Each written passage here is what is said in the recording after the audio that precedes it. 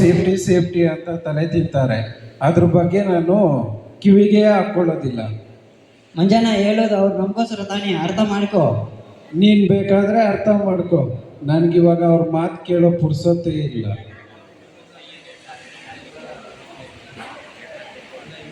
ಮಂಜಣ್ಣ ನಿಂತ್ಕೋ.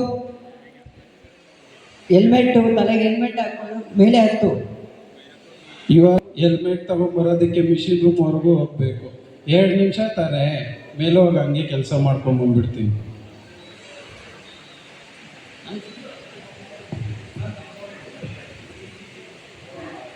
ಮಂಜಣ್ಣ ಏನದು ಅನ್ಸೆಲ್ಲ ಹಾಕ್ಕೊಂಡು ಮೇಲೆ ಹತ್ತಿದ್ರೆ ತಲೆ ಸುತ್ತು ಹಾಕಿ ಕೆಳಗಡೆ ಬಿದ್ದೋಗ್ತೀಯ, ಅದೆಲ್ಲ ಹಾಕ್ಬಾರ್ದು ಮಂಜಣ್ಣ. ಗುರು, ನೀನಿನ್ನ ಹೊಸಬ, ನಿಂಗೆ ಇದೆಲ್ಲ ಗೊತ್ತಾಗಲ್ಲ, ಸುಮ್ಮನೆ ಇರು.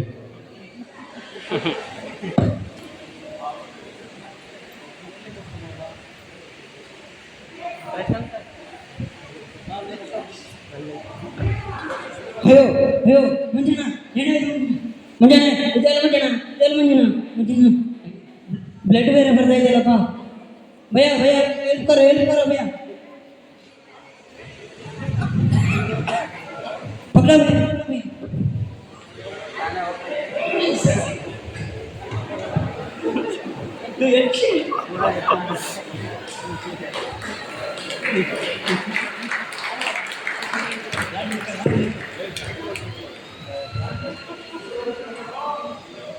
ಡಾಕ್ಟರ್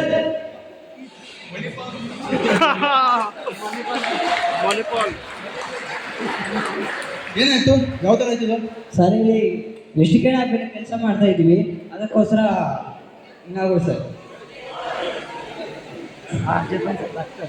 ಡಾಕ್ಟರ್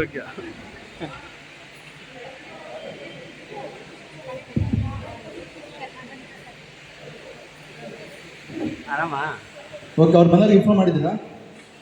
ಇಲ್ಲ ಸರ್, ಇನ್ಫಾರ್ಮ್ ಮಾಡ್ಬೇಕು ಸರ್. ಇನ್ಫಾರ್ಮ್ ಮಾಡಿ, ಜೀವಕ್ಕೆ ಏನು ತೊಂದರೆ ಇಲ್ಲ. ನಾನು ಒಂದು ಚಿಕ್ಕದಾಗಿ ಒಂದು ಇಂಜೆಕ್ಷನ್ ಕೊಡ್ತೀನಿ, ಒಂದು 2 ನಿಮಿಷದಲ್ಲೇ ಪ್ರಜ್ಞೆ ಬರುತ್ತೆ. ಓಕೆನಾ? ನೆಕ್ಸ್ಟ್ ನಾವು ವಾರ್ಡ್ ಶಿಫ್ಟ್ ಮಾಡ್ತೀವಿ. Okay sir.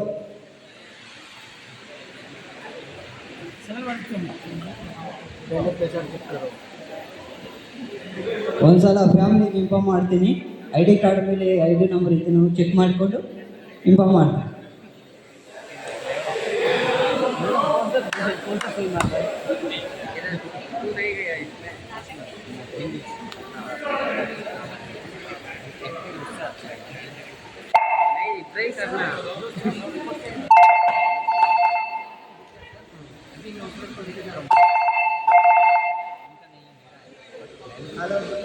ಹಲೋ, ಮಂಜು ಮಿಸಸ್ ಮಾತಾಡೋದು.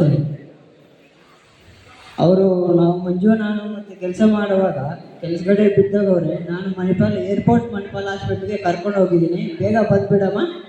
ಸರಿ, ಬರ್ತಾ ಇದ್ದೀನಲ್ಲ.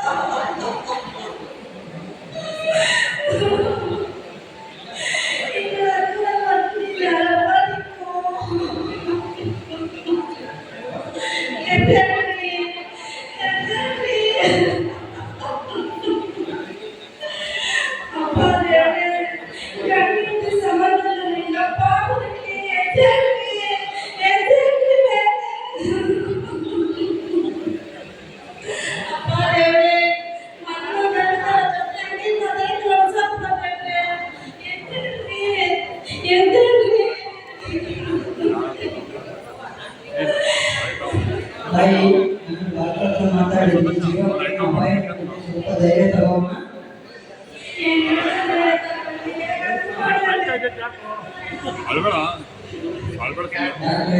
ಸ್ವಲ್ಪ ರಿಲ್ಯಾಕ್ಸ್ ಆಗಬೇಕು ಪೇಷಂಟು ಆಚೆ ಹೋಗ್ಬಿಟ್ಟು